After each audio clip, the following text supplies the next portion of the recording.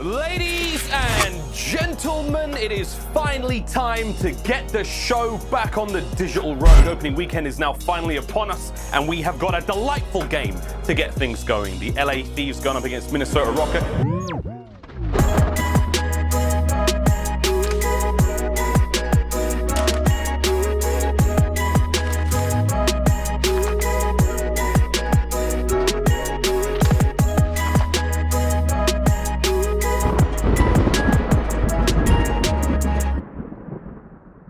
Super excited for CDL 2021. Couldn't be more stoked to see the guys play. We got a brand new RØKKR roster coming in, and I'm really excited to see the potential that this team has. We started off the season versus LA Thieves, the very first match of the CDL season. Very nice, super cool. Obviously didn't end how we wanted, took the L there, but I love to see the resolve the guys have. They came back, they beat Empire, the defending world champions, and that just goes to show you that this team has what it takes to take on the top teams in the world. It's never over! He was worried with Priestly going down that they were going to fly behind him. Huth, though, does get taken down by accuracy. Now a 1 versus 2 for Krim. The GOAT is going to get taken down. It's accuracy. It's the anchor. Minnesota RØKKR with a big upset over the Dallas Empire in a match that they needed.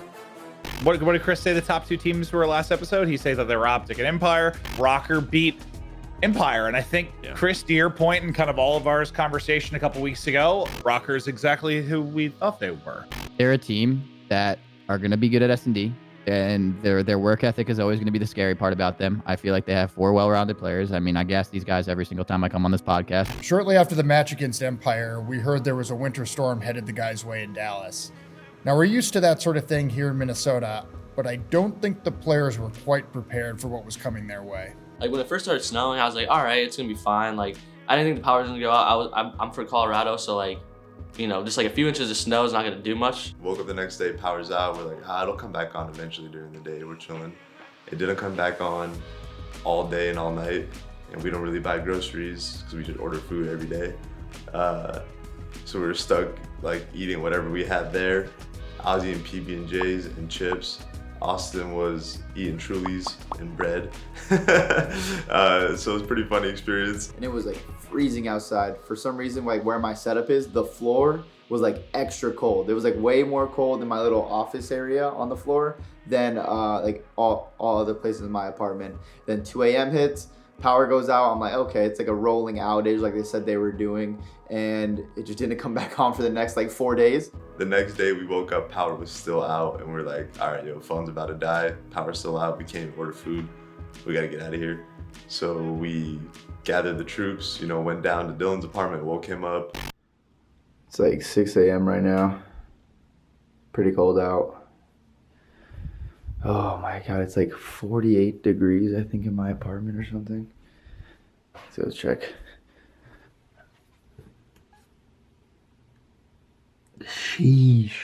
Got him, walked up 30 flights of stairs, tried finding Mike. We are on a manhunt for Mike, Major Maniac, Shishquazmaliak, however you say his last name. We climbed over 30 flights of stairs. We went Lid from 100T. Got Lamar here.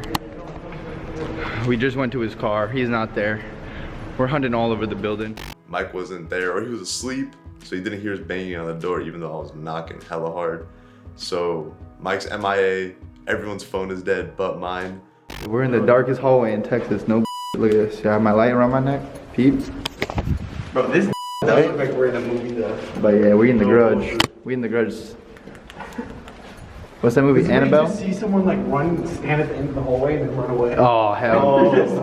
Nah, if I see that, I'm lining someone up. We go down, we find TJ, we grab TJ. So we found our fourth candidate of the survival squad. What are you bringing to the team today? What am I bringing to the team today? What's your strengths? Nothing. What's your weaknesses? I didn't organize that. Yo, where are we going right now? I thought you were giving me an update. I was like, it's 1:40 p.m. No power for 40 hours. I'll take video all over. They found me stranded on my bed. And we start the journey to Tommy's house. En route to Tommy Zuma's apartment. They got power. More importantly, they got pizza. So then we ended up going over to Tommy's. He saved our lives. He had power. He had heat. We streamed some video games. We had some fun. You already know, man. What are your strengths and weaknesses in the ice apocalypse? Listen, man, I got heat. I got electricity. Yup. I got food. I got some streams live on the TV. Yes, sir. And some good vibes. You know, Yes. you know me bringing the vibes. Come on, man. Yeah, so how's your past couple days been with all the snow and ice? Pretty good, man. You know, just watching everybody lose full. You know, I figured I'd bring everybody over here and try and get some. Your teacher's all hyped. He's eating pizza. You know he's dumb hype. Austin already killed a whole pie. So just making sure the homies are good. You know what I'm saying? Tommy's taking care of us. He's taking care of us right now. We're staying alive though. Hey, so. there, if you go in there, Preston's got my live stream up. He's streaming for me right now. He's doing my job, dude. So it's like. Can I go in? Yeah, bro, go ahead. We got Preston live streaming right here. Yes, sir. That boy is crack. Come on. Come on, you want to see some mouse and keyboard? Yeah, let's see it. Oh, you beaming? Oh, come on. We're making the survival vlog right now. Survival vlog 2.0. Oh, sorry. Oh, it's a soccer ball. Survival vlog. Listen, we got P-Dog. He's grinding. You can't take him away from the game. It was a pretty hectic day, or a couple of days, but I'm glad we have everything back to normal, and the sun came out and melted all the snow. Welcome to CDL HQ, presented by USAA, and of course, the CDL Super Week. We have 7 days, 20 matches, and over 30 hours of programming between now and Sunday. Chance, we're going to be deciding the seeds that go into this first major. It's ridiculous. In my opinion, I think the team, we performed pretty average across the Super Week. We played Seattle and won 3-0, and then this next series we were going into versus New York was really important because we knew if we won that, we had a very good chance of being top 2 in our group. Like, we lost the first hardpoint versus New York by like 1,000,000 points. But if you watch the VOD back, we had rotation, setup, control of the first 5 hills of the game, and they just instantly broke it and messed everything up. So when you get broken on 5 hills in a row in the first 10 seconds that they pop, you're bound to lose by 1,000,000 points. I mean, this has been flawless from them. The rotations have been fantastic. They've locked down the sight lines they've needed to, and then even when RØKKR could get anywhere near it, Asim has been popping off. 5 deaths is what it's going to lock in from. 22 and 5 out of Asim is a big reason as to why the subline is 82-point club, Minnesota RØKKR. What a performance. So, you know, we made sure like our energy levels were up after that and just make sure we were just going super hard. But yeah, New York played us really good, so shout out to them. Obviously, before the major, it's always important, you know, if you want to feel good, you gotta look good. So we actually got haircuts. What are we doing today, man? Wait, actually, I took a screenshot of what my barber said I get my haircut because I don't know what I get done. You said 2? Yeah, usually 2 on the side with a taper on the back and sides very low taper, and just trimmed up on top. That's skin, Watch. Right? Do you want skin on the side? Nah. No. I don't Still think want so. some hair, right? I think.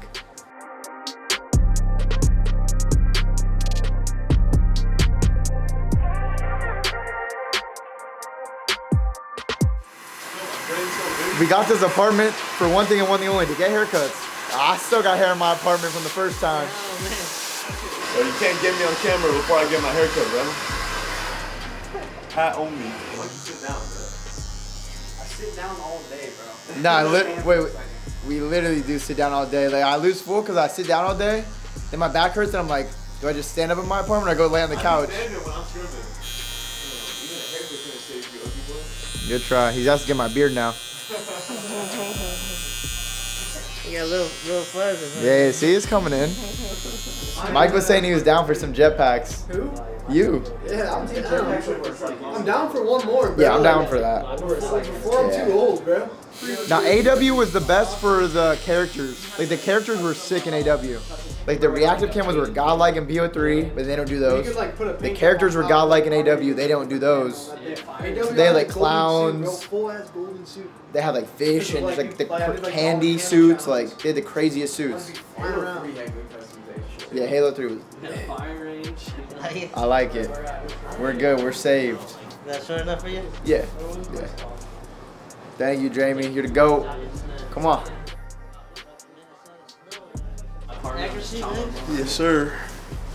I'll do it at Creamer Street, bro. I haven't been there in a minute. Creamer? That place is fun. I haven't been there once. Is it good there? Wait, you Well, thought it's it was good. like No, close, man. right? I was trolling. Let me get a little trim. Still keeping it kind of long. Just even it up because it's getting kind of like, it's growing out sideways now, you know? So just even it out. Let me get a mid fade and then clean the beard up. You want a skin? Yeah, yeah. Like I said, and trim down the beard up? Yeah.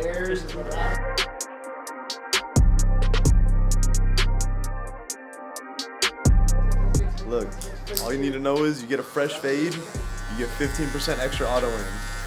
So my boy Jamie right here hooking the squad up. That's a lot of extra auto aim for the game, you know?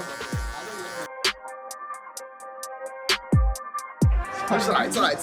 My day with the fair one, bro. Yeah. Like, let me just with a fair one. Let me see how it's feeling. First gunfight was the first gunfight. Let me see how the shots feeling today. Snaking's evolved. There's like 10 different ways of doing it now. There's not Super this snake one way. slide, the There's like crouch snake, the lay down snake, like. Well, yeah, let me cut his hair. That'll get a lot of views. Ate the brownie last time and got 3-0'd. Ate the cookie ice cream sandwich and 3-0'd. So, cookie and ice cream sandwich over brownie ice cream sandwich. So why'd you lose the match? Well, as you see, I had a brownie ice cream sandwich last night. So, if you have a cookie and ice cream sandwich, you fry. Cookies, way better than brownies. So, team brownie, or no, team cookie all day.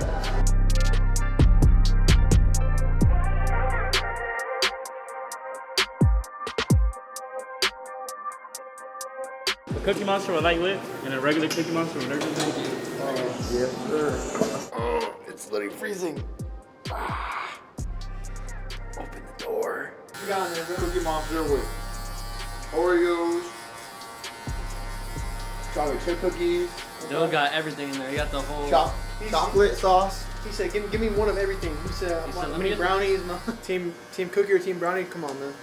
Team cookie, bro. Even though I don't have any ice cream. Well, I just looked up Texas Power Grid and I see breaking. Last week, the Texas Power Grid was 4 minutes and 37 seconds away from a total collapse, meaning a statewide blackout. Imagine? That would have been bad. We piling in Preston's Tesla, like, yo, we out to Denver. Yeah, literally. It would have got bad here. See, I left my long last time I got a haircut. That was a mistake. Nah, haircuts are rare nowadays. You gotta. Yeah, bro. I should have got a story. Thank you, bro. Literally. This new format, the group stages and then transitioning into the major is different than what we've seen last year. And it's really important to show up and play well at the major because, you know, one, the cash is on the line. Cash isn't on the line and the seeding matches, but most importantly, you're playing for the CDL points. Everyone's goal as a competitor in this league is to win playoffs and champs at the end of the year. Only 8 teams make it there. And you qualify for that by CDL points, and you get most of your CDL points by your placements at the major. So starting in winner's bracket at the major is massive because it gives you 2 opportunities to fight through that bracket. Starting in losers is so detrimental, and it's really like it's what you want to avoid at all costs because it's that one and done situation. You don't have the opportunity to lose an upper bracket, learn from your mistakes and fix them and push through in the lower bracket. If you lose once, you're fixing your mistakes for the next stage. We end up starting in losers for the major. We end up doing 2 pools, but we end up being on the lower part of the bracket. And we ended up playing the Toronto Ultra, which is our league rival. Minnesota and Toronto have been having the Battle of the North talk since the league started. It was do or die at that moment. We only had 1 life. There was no chance to mess up, no chance to have a slow day. Game 5 Miami, that was just a weird map, dude. Like, they were playing that so weird, bro. I think going into that map, we kind of were off about the game 4 because I feel like we all think we should have won it on game 4. So I feel like we were kind of not in like the right headspace playing that game 5, and so we weren't adapting as well, playing as smart as we should have been, just making the right plays necessary to win. Especially working that B side, I think this was something that we should have done a lot more. I think if we would have strayed and adapted in that sense, we would have done a lot better in the S&D. I think maybe after that game 4, going to that game 5, we weren't all level-headed. I'm not sure, but it's game 5 S&D. That's something that we shouldn't be getting 6-1 down. We should be giving a fight, and it's disappointing that we didn't. It's definitely a series, like I said, that really should have gone our way. Some good things to take away from this first home series in Major is that we've been playing really well in SND, but we just gotta come out a little bit hotter. Our control's actually been pretty solid. It's just the hard points still. The hard points, we have to get a couple wins. Like, you're not gonna be able to win series consistently if you're dropping both hard points. And the most frustrating thing is that like we're so close to winning these hard points too. Like, it's not like we're just getting blown out every hard point. All these hard points are very close. One kill goes our way, we win the game. So we got to make sure that we're having more of those situations go in our favor. Whatever we got to do, play it smarter, get more kills, and then we're gonna be a lot more successful in winning these series. But I think we still all believe in this team. We still know what we can do, and still plan on winning later in the season. We have the second best S&D record in the league. That's unbelievable. We're tied for second best control record in the league. That's also amazing. But we have the worst hardpoint record. I think we definitely learned where the team's, weak suits and strong suits are. Our control and our S&D are both, statistically second place in the league right now. So that's a really good framework to build off of. I feel like we do very well in scrims, pretty well. But when it comes to tournaments, man, it's really important to come out hot in that first map. So that's something we really need to work on. I think if we get that down, we'll be the top tier team. I know we are. Our team learned that we are methodical and we're very smart. When it comes to search and destroy and control, as those games dwindle down, as we let rounds play out, we're picking up key tendencies, we're orchestrating great team pushes, and we're able to close out those methodical game modes.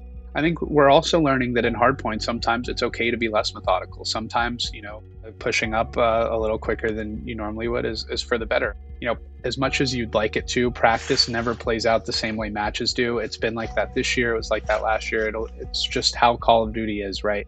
And I want to thank you guys wholeheartedly, because when I see nasty notes go out to our players from fans of other teams, I see almost a 1-for-1 of RØKKR fans picking them back up, making sure that, they're not down, making sure that they are aware that fans are behind them and that the fans support them and believe in them to improve. Guys, that goes a long way. I mean it from the bottom of my heart. Thank you. We have some of the best fans in the world, and I just want to thank you for supporting us. It's a long season, boys. Let's win some hard points.